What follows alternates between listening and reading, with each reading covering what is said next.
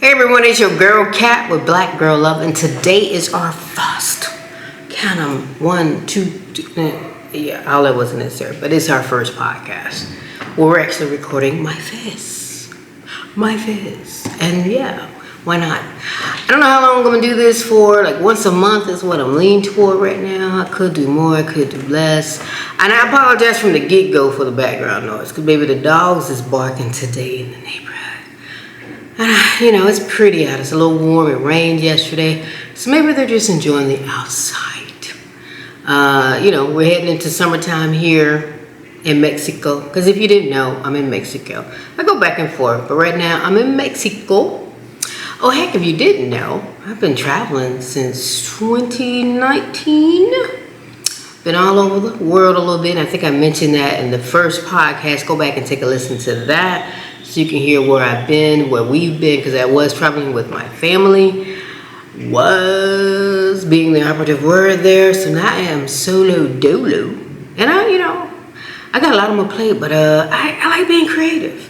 And this podcast is one of those things. So I was like, you know what? Girl, go do that podcast you've been thinking about doing again, because this is my second podcast. I had another one called Sipping on Ink that I did for years. I want to say 5 years, maybe. Years ago. Everything was years ago, because, I'm getting old. So when I say years, I made me yesterday. I made me 5, 7, 10 years ago. One of them numbers works, though. So years ago. That's what we're going to go with. So title of the podcast is Black Girl Love, and the title of this episode is Black Girl Love. Because that's what we're going to talk about, some black girl love. And here we go. You ready? Let's do it.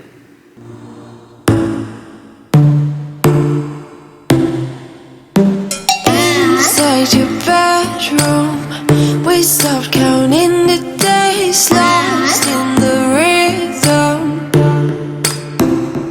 Alright, so I told y'all that I'm busy a little bit. Right now, I'm in school full time. Trying to figure out my next move. I do have my travel agency that I still own. I got people flying out, not asking, because I'm about to be real black there, requesting quotes for travel. So that takes up quite a bit of my time, surprisingly. But school really kicks me in the butt right now. I don't know why.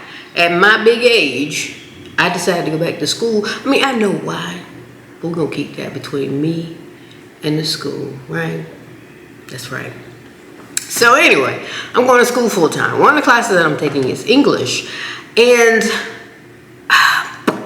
what's a polite way of saying that school is kicking my ass? Yep, that'll work. It's kicking my ass, y'all.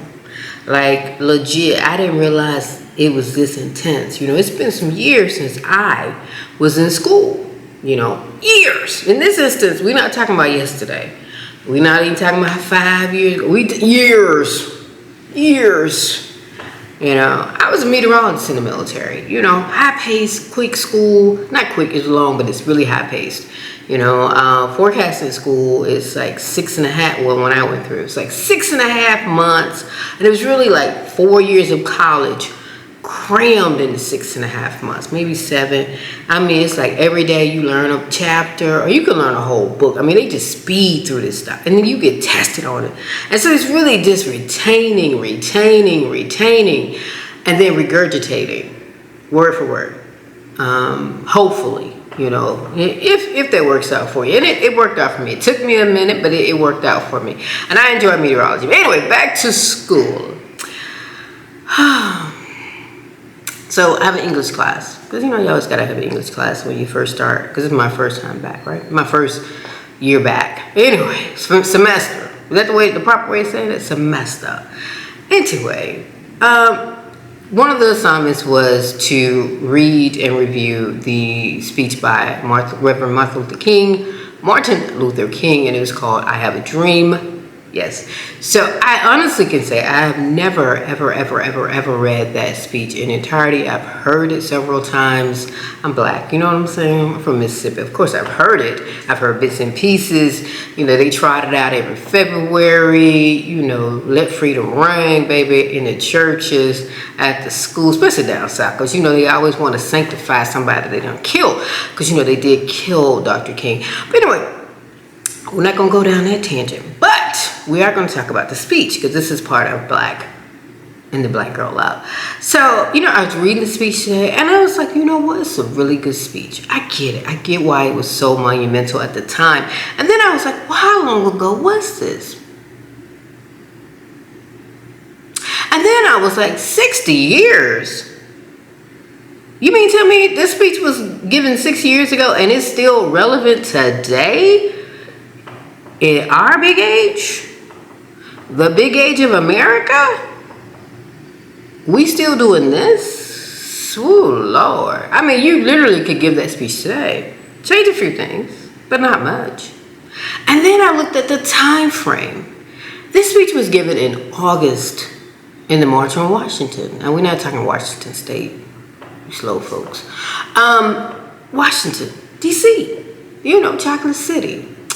And it was hot, you know, in August. And this man had on a full suit, as did plenty of people in the audience. Heels, stockings, because you know we wore the heck out some stockings and pantyhose back then. And they wasn't that thin type, honey. That was that old, you know, you could pull machinery type of stockings. You know what I'm saying? Hose. You could hold stuff together. That type of heat. Or equipment in this heat. And I say equipment because, you know, clothing is equipment. It protects you. It sends a statement. And the statement was, it's hot. But we in these suits and ties and jackets and slacks, you know, that polyester slacks that don't breathe, that old material. You know what I'm talking about. And the women too, like I said, you know, they have full dresses, pantyhose, girdles, bras, slips, honey, slips. And some of them were in kitten heels, and we're going to let that one go. But the rest of them was in them 2-3 inch heels, you know what I'm saying? And I hope they had them good bottom, because they walked in them heels. And Lord knows, I could not do it. And I say that from a place of knowing myself, and also being thankful that they did do it. But I also thought about how we protest today, and how we have what's the word? Talked about the protests, and how we're like, how y'all, you know, how do the protesters just block the streets? And you know, at one point back a few years ago, the protesters were just taking over highways, because you know, you stop impeding traffic, or you impede traffic, you could bring a city to a halt in this day and age, you know. We're not talking about horses and carts, you know, so you need roads to get in and out and all that stuff. So I'm thinking back to that time of how they marched miles in the heat in August. And I think back to today, where we have the means of getting something out quicker. We have the means to rally everybody together quicker. And the only consistent energy that I was receiving or hearing and seeing online was, how dare they impede the flow of traffic? And I'm like, Dr. King and everybody that was associated with him, there were plenty of black people in that time frame who were doing the damn thing, let's be honest. They had the right people around them, because the people today, we is straight weak. I mean, straight weak. We don't even see the symbolism behind protesting. We don't get it. And I don't know why. Is that the education? Is it family? We just not being taught anymore? Are we just not sharing anymore? Are we not growing as a people anymore? I don't know. All I know is it sucks. And we gotta do better. I don't know what we're going to do better. Because like I said, August and Marching just ain't in my plan. But I can send an email out for you. And I can organize everything. I would love to be in the background. You know what I'm saying? Where they got a fan or some AC. And I'm just being honest. I'm a plussy woman. And I sweat in the heat like that. I don't sweat on a normal day because I really don't do anything to really sweat like that. But I can imagine what the heat was like in those polyester suits in August in 1963. 60 years ago. 60 years ago. That's longer than I've been alive. And I keep saying my big age, but that's actually above my big age. And I'm proud. I'm thankful that Dr. King and others did this march. I'm thankful that there is video of it. I'm thankful that there is recordings of it. And I'm thankful that the speech is available for anyone to read and ingest and acknowledge. Because I think we need to, right? So I'm thankful that these people were here, that they have marched for us, that they have done the damn thing for us, that these people stood the test of time in this heat in the South, East, in August. I'm very thankful. I don't think that people understand how thankful I am, because I'm here today because they did what they did. But I also want to pay attention to the fact that this speech is 6 years old, and someone could deliver this speech today and it still be very, very, very much present. So things haven't really changed, is what I'm saying. I think, and I honestly think we're taking steps backwards. We've lost rights since this speech was given 6 years ago. And by us, I mean women. I'm obviously a member of the LGBTQ clique, and those rights are on the chopping block. I don't care what anybody says, that's on the chopping block. Republicans have decided, hey, this is what America is meant to be, and they want to go back to whatever they think made America great again, which was obviously slavery, oppression of people of color, of women, of children. I don't know who's going to benefit from what's going to happen in the future. I really, truly don't. And so that is the black portion of Black Girl Love. Yep. Y'all ready for the second part? I am. Let's get a drink. I'm on this water thing, honey. When I tell you I'm floating down the river, I am floating all night and all day. But it's good for you, right? Water is good for you. And no, I don't drink the water in Mexico at the taps. I have bottled water, big bottled water, 5-gallon drums. It is really, really good. I'm not a person who's picky about water though, so I ain't that person. Water's wet and I'm gonna drink it. All right, now we on the girl. So I feel like I should preface this with a disclaimer. I am not a member of the Beehive. I am a Beyonce fan in the sense that I like some of her songs and some of her music, of course. You have to sort of be not present in the moment to not be aware of Beyonce. And I like her. I like her music. I like what she's trying to do with her life. She's made some decisions. Hey, ain't my business. Hey, do you, girl. Do whatever makes you good for you and your family, generational wealth. I'm all for building it, being the type of entertainer you want to be. Now, with that being said, her latest album, I can't even think of the name of it. Girl, I'm slow. But anyway, I didn't listen to it because I thought it was going to be mainly house. I'm not a fan of house. Don't come at me because it ain't going to get you nowhere. But I'm not a fan of house.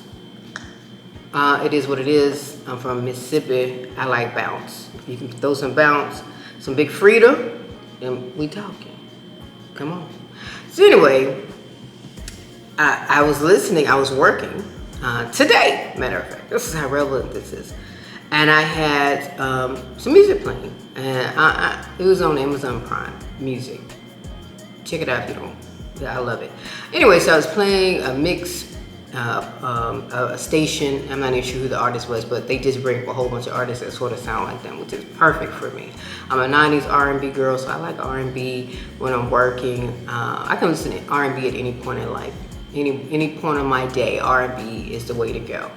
So I'm listening to it, and then Cuff It. I think it Make It Wetter by Beyonce. And came on, and I had nothing to distract me, right? So I'm listening to it, and I'm listening to the lyrics, and I'm like, wait a minute. anybody told me this is a song about getting high, I thought this was about sex. No. It's about getting high or getting drunk. Either way, you're gonna get a little tipsy. And I was like, oh, I like that. I'm down for that. Okay, let's do it. Let's listen to it. So then I went and looked up the lyrics. I'm like, oh yeah, this is definitely about getting high. And I'm cool with that. I have no problem with it. Not a lick. I was like, I like this. Now I'm going to go listen to the rest of the CD. Which I cannot recall the name of still to this day. But I like that song, so we'll see what happens. And I know I'm showing my age. But, you know, I don't really have a chance to listen to music that much. I'm usually working on something, trying to focus. And don't get me wrong, I love music in the background, but I tend to focus on the music sometimes. Because, you know, I get distractible like every adult today. My attention span is less than that of a gnat that's about to die. So, you know, I go back and forth. But this was fantastic. And I like it. And so I'm like, okay, I'm gonna go listen to the rest of the CD. I'm gonna go and do that. I'm gonna go and do that so that I can rightly give my opinion at a later date. Because I didn't read any of the think pieces that came out about the CD. Because people they do too much. Society does way too much. Y'all will jump on this lady's bra strap and ride it till it's frayed, tears, bleached out, everything. I mean, ooh. It's not even worth it. Y'all do too much, honey. And they don't even know your children's names. Come on now, you gotta do better. We as a people have to do better. And by people, I mean society. Y'all doing too dang much for somebody who don't know your name. And you know, think about it. But that's a good song though. And it may be just cause it's about getting high, and that's okay with me. I want to make sure you understand that that's okay with me. Do you, but that's okay with me. And if I come to your area, it's okay with me. Alrighty. And that was part 2 of Black Girl Love. Let's move on to the third part of Black Girl Love. I'm messing with my locks because I see one of them trying to leave me on the tip. Anyway, love. Let's talk about love for a second. Love. I don't know why I've been thinking about love. Mainly, probably because I was listening to R&B, and you know most R&B is about love songs or hating someone or screwing someone, and again, that's all right with me. So I was sitting there, and I was like thinking about past relationships, not just the most recent one, but others, and the life lessons that those relationships have taught me. And I'm talking beyond don't cheat, you know, don't cheat on someone. Yeah, that's common, right? That's a common thing, don't cheat on someone. And before anybody throws any rocks, I have cheated in past relationships. Not in recent past relationships, so don't try to overindulge. So don't add yeast to the cake, or the bread rather, because that's not what I'm saying. It's not what I'm saying. What I am saying though is, you know, what is, and I'm asking you, my listening audience, and feel free to comment below, what is a life lesson that a relationship taught you? Outside of don't date Libras ever. I mean, that was one, you know, for me. Don't ever date a Libra. Yeah, you ain't gotta like it, but that's my philosophy on life. I would never date another Libra, as long as Libras are Libra. But yeah, I was just trying to figure out what would be, you know, a good life lesson that I've learned from my relationships. I think every relationship I've ever been in, I've grown from it. You know, I could honestly say that when I got married at 19 for the first time, I was stupid. Like, there is no reason for my simple ass to have been married at 19. Honey, I wasn't ready to commit to anything but a loaf of bread. That should have been the extent of my commitment to anybody, was to bring a loaf of bread to the table. I wasn't even cooking back then. You know what I'm saying? I was undernourished, physically and mentally, you know, still dealing with childhood trauma on my own for the first time, courtesy of the military, you know. Met this brother And we fell in love. As much as two young people who are still learning themselves, and really learning how to work as adults and function as adults, coming from stunted homes, because both of us had trauma. And we tried. I can't say I tried hard, because I didn't. But I did try. I remember, I think when I got married, I don't think I've ever told him this because we don't speak anymore because he don't like me no more.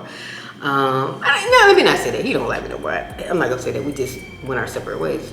But I remember when we first got married, and after we got married, I took some days off to go and get all my identification changed over because he wanted me to take his last name. I didn't want to, but you know, he was like, this is part of being married to me. And I was like, okay. So it took a whole day. Because I'm in the military, so I had to get a new social security card, new military ID, driver's license, change my name, all my paperwork in the military. Go to the bank, do all kinds of stuff. So it took a whole day, honey. Probably a couple of days. But I remember this day I came home and I was tired. I was trying to deal with the bureaucracy. What am I saying that right? If I'm not, paperwork. I was just tired of doing the whole thing. And I was mad a little bit about it because I was like, this is just so much extra just so I can say I'm married now, you know? And so he walks in the house. I think I had been in the house maybe 15 minutes sitting on the couch. I'm tired. And he says, I think you don't work this whole day, you know? And he says to me, so you just not gonna clean up today? You ain't washed the dishes today? Now mind you, we left the house around the same time that day. He went to work and I went to process my paperwork and stuff. I had to go to the Air Force base. And we met when I was stationed on the Army post. This is Alaska. So I'm at the Air Force base all day long. And I think I may have had to go to the Army post to do some stuff. I don't know. But I just remember it was a long day. And then for this black man to walk in the door, and the first thing he says is, no, how did everything go today, baby? I know that you had a whole bunch of paperwork to do. How are you? No, he says, why you didn't wash the dishes? I didn't wash dishes again for like 3 months. Literally 3 months. He finally came to me, probably like a week later, was like, I'm sorry. Can you please wash dishes again? No, I ain't washing a damn thing. And see, that's how I know I was young.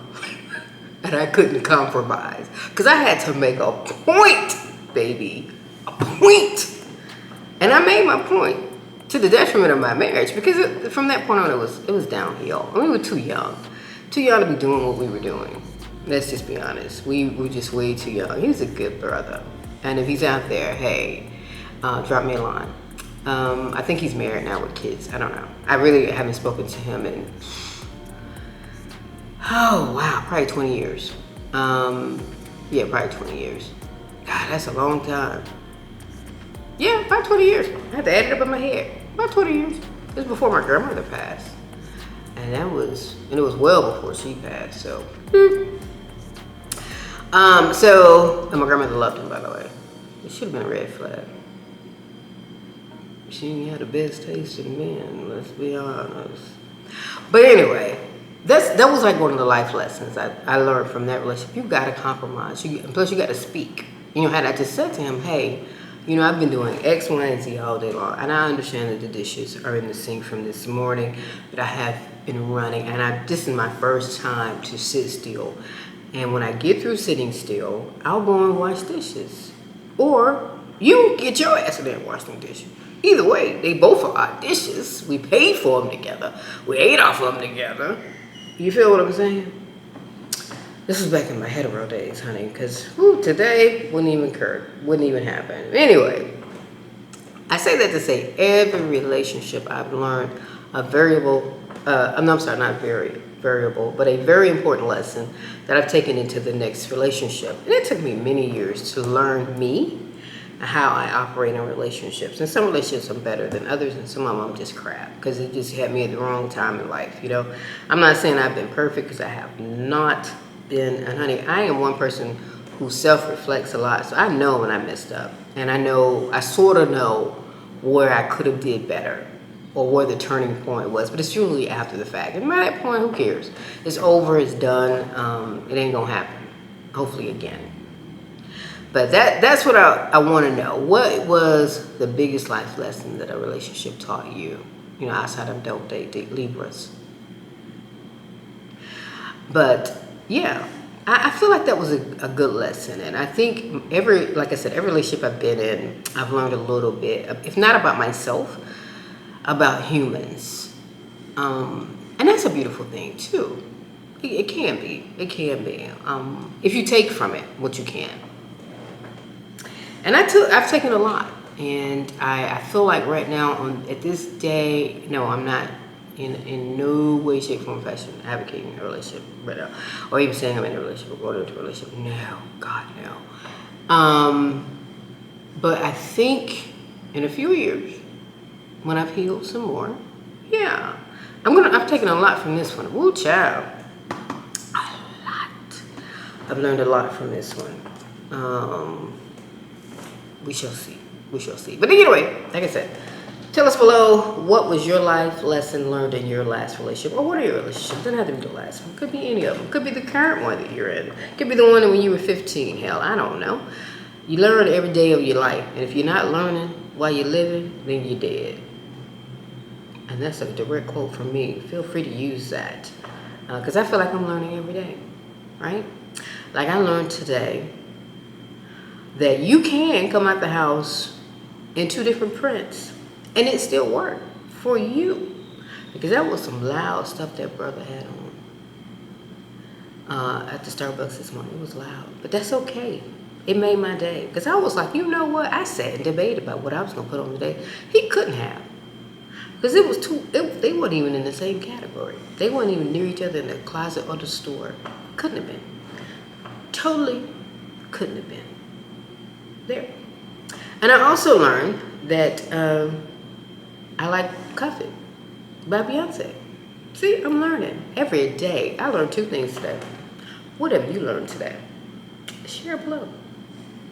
And that is Black Girl Love in a nutshell for this week's episode. Next week we'll come back. It'll be voice again only. The next month we'll come back again and do it up. And next month we're going to have a guest on the visual day. We shall see how that goes for the first time.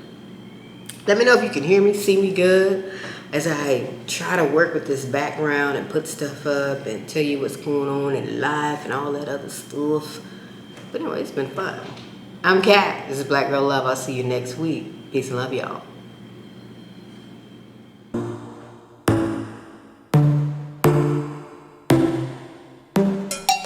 Inside your bedroom, we stopped counting the days, lost in the rhythm. Physical silence